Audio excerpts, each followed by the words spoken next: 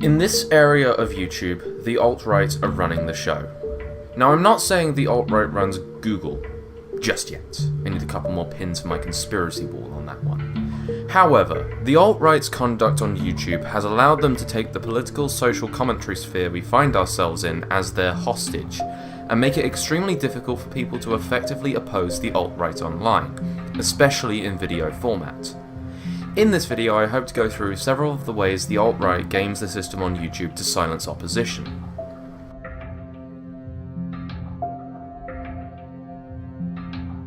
Have you ever noticed, pretty much every anti-alt-right video has mass dislikes? Now, a lot of these come from being shared on places like Poll. However, we do know that there are Discord servers that actively have people vote botting on YouTube. Grundsätzlich wisst ihr wahrscheinlich alle inzwischen, dass wir vorhaben, ja, sowas wie Trollstürme oder wie auch immer ihr das nennen wollt, auf konstruktive Kritikstürme, pass auf, ja. Okay, konstruktive Kritikstürme auf verschiedene Ziele durchzuführen. Lasst niemals irgendwelche Rückschlüsse auf diesen Server kommen. Grundsätzlich kann man dies, ihr habt jetzt gleich gesehen, wir sind jetzt auf dem Server so rund 1000, ich muss noch mal gucken. 1250, glaube ich, waren es. 1268 wurde mir gerade angezeigt, so viele sind wir gerade. Das klingt jetzt wenig, wenn ihr überlegt, ihr habt jetzt ein YouTube-Video mit 200.000 Aufrufen oder sowas und jetzt kommen da 1000 Likes oder Dislikes dazu. Das ist jetzt nicht so unbedingt so viel. Das kann man aber relativ leicht multiplizieren, indem jeder von euch sich, ja, wir nennen es mal Brandkonten oder Fake-Accounts oder nennt es wie ihr wollt, wer Anglizismen nicht mag, einen Brandkonten erstellt und dann meinetwegen mit 5 Konten dabei geht. Dann haben wir schon die 5-fache Anzahl. Von mir aus könnt ihr euch auch 50 erstellen. Das muss jeder selber wissen, wie viel Zeit und Mühe er investieren möchte. Wie genau das vonstatten geht, wird euch gleich noch ein Offizier erklären. Ja. This is from the former Reconquista Germanica server. They had a strictly militaristic structure inside the server. Yes, these kids were barking orders at each other, and they based it on ranks in Nazi Germany and had ranks like Paladin. The laughing. They would use multiple accounts, up to something like 100 each. So basically, 1,000 dislikes could come from just 10 or 20 individual people. That nasty comment from an alt-writer that got 300 likes, maybe only 3 people actually pressed like on that. Generation Identity was heavily connected to the scheme. They were the ones who allegedly sent the handbook on how to create mass accounts, and Martin Sellner was a VIP in the server. Now, we know that there's likely also a lot more servers like this, since there are rumours of English speakers doing similar stuff and having been the original source of these tactics in the first place. So basically, the alt-right are exploiting YouTube to affect the analytics of videos they like and dislike, giving them an entirely artificial advantage and pushing their videos to more people and making videos against them look worse.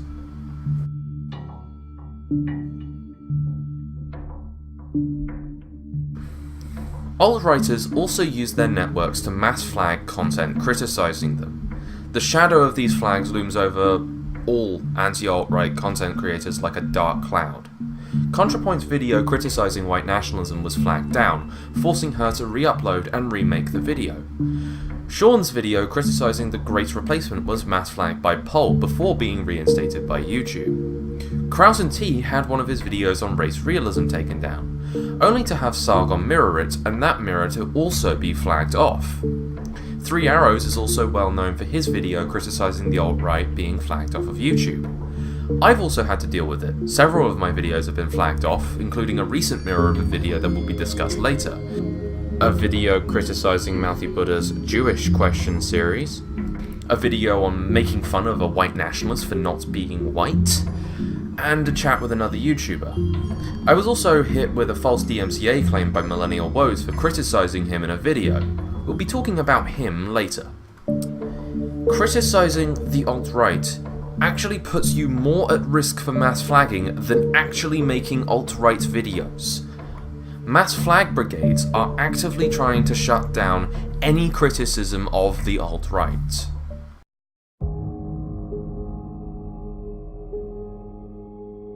This is Colin Robertson, going by the online moniker of Millennial Woes. He makes frequent trips to Europe and the US to do talks, using his notoriety from his YouTube videos to act as an ambassador for the American alt-right in European right-wing and far-right circles. This is his speech in Seattle Forum's Alt-Right's Transformers event in late 2016. Here's another thing that we could build. This is controversial. The ability to dox people on demand. And I think we should be able to threaten them. We should be able to say, go ahead, but here's your address, and here's your phone number, and so on. Here's your date of birth. We should be able to do that, if we can. Have a central registry of leftist journalists and so on, and say to them, we'll fuck you up. What Woves has suggested here is not an uncommon goal in alt-right circles. It's just rare for them to be so public about their intentions.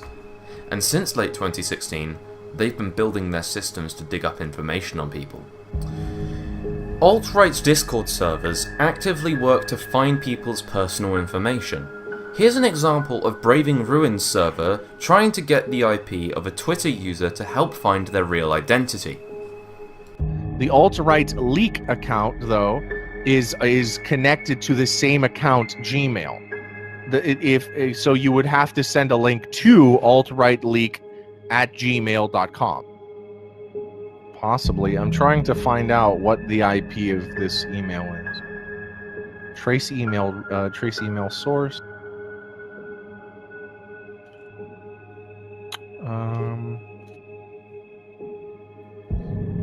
No. The thing is that it's using the Gmail IP. I'm trying to ping the actual IP of the owner of this email. Does anyone want to use their Google Drive and basically use a Google Drive share for an image and send him that with an IP grabber link? Opponents of the alt-right are being doxed constantly. It's almost a guarantee for it to happen at this point. Doxing from alt-righters is so rampant that it's not just opponents that have to deal with it. Being a member of their movement doesn't mean that they won't dig into your private information if they can get it.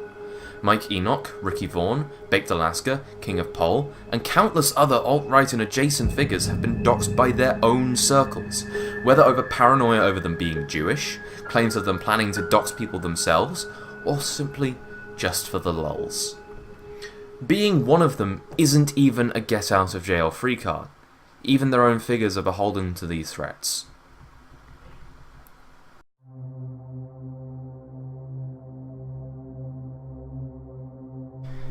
There's countless examples of the anti-social justice sphere being infiltrated and bullied into not going after the alt-right.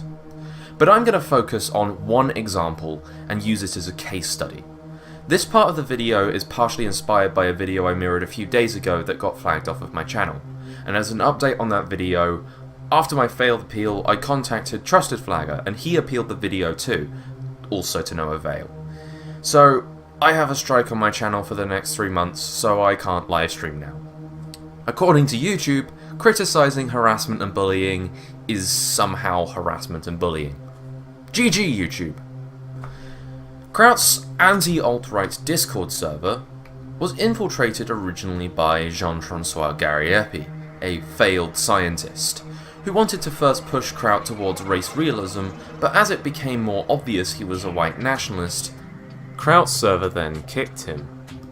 So someone sent in Argon from Reconquista Germanica, who impersonated a scientist and tried to feed the server fake info on anti-race realism stuff. That dumb Operation Mincemeat thing that was in the Kraut server for about a day until Jajone told them to stop being stupid LARPers, well, the alt-right actually did that plan.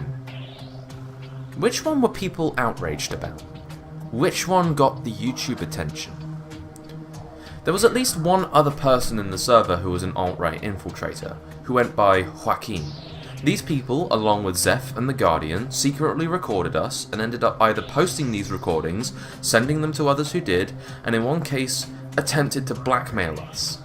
Literally, for being in the server, people had been threatened with doxing, had family members contacted, and so a lot of them were scared. I'm not gonna name names, but a few anti-social justice types did condemn Kraut's server publicly, even though they told him privately that they know he did nothing wrong. And the thing is, this is why the anti-SJWs are in such a bad position to fight the alt-right at the moment, because the community is so full of infiltrators and crypto-fascists. They make friends quickly, get info on you, try to work out your weaknesses and the best ways to fuck with you, and then use these as tools to keep people in line. If you start criticizing or disavowing certain protected figures, then you will find a slew of whisper campaigns inside the community trying to make people suspicious of you and turn friends against you. And some cryptos will play good cop, while the open ones are harassing people that step out of line. A lot of these YouTubers are basically in an abusive relationship with their own community. They rely on it for social interaction, they have an income coming from it, and people have enough dirt and information on them to make life hell if they need to. So a lot of YouTubers just kiss the ring. They pay the mafia, because they're not activists or freedom fighters. They're mostly just painfully average people with opinions on the internet. They weren't cut out for this. Nobody knew how to deal with the alt-right, and even if they did, the infiltration came too quick for them to even realise it was happening. But back to the Kraut server. So this part needs a little bit of explanation. We had a system in the server where we would watch a video from an alt-writer and then have the scientists explain the flaws of what they said, and then discuss how to best explain that to someone who didn't understand science very well. These were all recorded so Kraut could go back and refer to them while doing research for his video. In one of these calls, Kraut ordered a pizza. He didn't mute himself, therefore he said his address aloud in one of these calls. Now, this recording got into the hands of one of the leakers, and when the massive server leaks posted by Braving Ruin dropped all of the research calls in a mega file. So, Braving Ruin posted Kraut's docs while trying to prove he was a doxer. Now, either he didn't listen to these recordings and just posted them online without any regard for privacy or what was in them, or he knew what was in them and posted them online intentionally to dox Kraut. Neither of those looks very good. But the first really begs the question, if he didn't know what was in them, why did he post them in the first place? Now, the interesting thing is in Metaca's video on Kraut, there are a few old forum posts from Kraut on an old atheist forum. Back when Kraut was anonymous and Braving was still edgy sphinx pretending to be a moderate classical liberal, a few goons of Atheism is Unstoppable, another YouTuber, were trying to dox him. Kraut found someone posting an image of his face and found this image of his face on this old atheist forum. He traced it back here eventually. He contacted the forum owners to get it deleted. The funny thing is, Braving knew about this forum account, and since he was in the call while we were helping Kraut scrub the info, I wonder if he had anything to do with the information getting into the hands of Metaca. But that's not the important bit. In one of the forum posts, along with the full info that had been released about Kraut, including his docs, was now enough to dox a family member of his. This family member has been threatened, has had phone calls, including one telling that family member that Kraut had committed suicide and they needed to pick up his dead body. This is why Kraut left YouTube.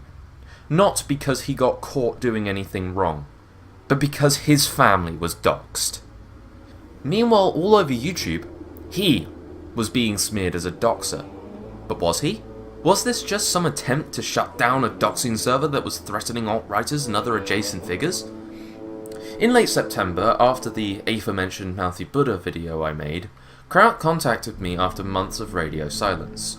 Obviously we'd had a massive falling out, but we both, after deciding to talk, temporarily buried the hatchet since we agreed the alt-right was a bigger issue than any personal drama between us. I joined the server soon after. Most of the server was chatting about random stuff and sometimes discussing things about the alt-right or listening to Jajone lecture us on genetics. I sometimes chimed in to suggest moving away from race realism, which eventually Kraut agreed was the best move. He wanted to make a final race realism video in response to JF Gary Epi, but after that he was going to move towards history videos. Isn't it funny that the leaks, including his docs, dropped right before Kraut was going to finally put together that video script. Isn't it? So who did Kraut actually dox? There's only about 3 people the alt-right have accused Kraut of doxing. Coach Redpill, a man whose name was public on his Patreon, along with appearing with his full name on Russia Today, the accusations of doxing coming from Kraut handing around public accusations of fraud and blackmail towards Coach, and Aidan Paladin, who recently said she'd never said Kraut doxed her. After this, they made accusations of him doxing JF Gariepi, which doesn't make sense because the only thing that they could call doxing were the court documents released by Destiny's Crowd weeks after the server was already leaked and Kraut was called a doxer. So what exactly did he do? According to Braving Ruin, the leaker, all of his moralizing about doxing in the server actually never happened now, and his only concern was that Kraut wanted to smear people. Yes, the original leaker is running away from doxing accusations when he realised that he might actually have to defend them. So basically, alt-righters used a false doxing server narrative to threaten and dox YouTubers who were interested in criticising the alt-right. Kraut didn't actually do anything wrong. Even so, Braving is still actively sending in spies to Kraut's private Discord server months after he left YouTube. What we're looking at is a situation on this platform where pro-white nationalist videos are mass upvoted and critics of it are mass downvoted and mass flagged, where the alt-right threatens and doxes people who stand in their way. If that doesn't work, they threaten people's families, while smearing their victims as the unethical ones. However, I don't think this will be solved by trying to ban the alt-right from YouTube. Platforms of this size are mostly moderated by algorithms, and these algorithms have already shown themselves to effectively harm anti-fascist content more than alt-right content. Not to mention, their subculture of sensitivity to censorship makes banning their videos more counterproductive than anti-fascist ones, since it gives them an opportunity to signal boost them. Attempts to crack down on the alt-right will only amplify the problem. We need to build actual momentum against the alt-right. Criticize them, show them how they're wrong and unethical, how their ideas don't hold up to scrutiny, and do it on topics that they're not comfortable with. Discuss the problems with the ethno-state, expose the more extreme bigotry in their groups, make fun of their conspiracy theories and their own hypocrisy on their values, show the real-world effects of their movement's existence, and call out their horrible tactics. The only reason they can shut their critics down so easily is because there's so few of us. The more people there are, the harder it will be for them to do that. The alt-right aren't running Google, but they run YouTube like a mafia. At the moment, they run the show. Let's change that.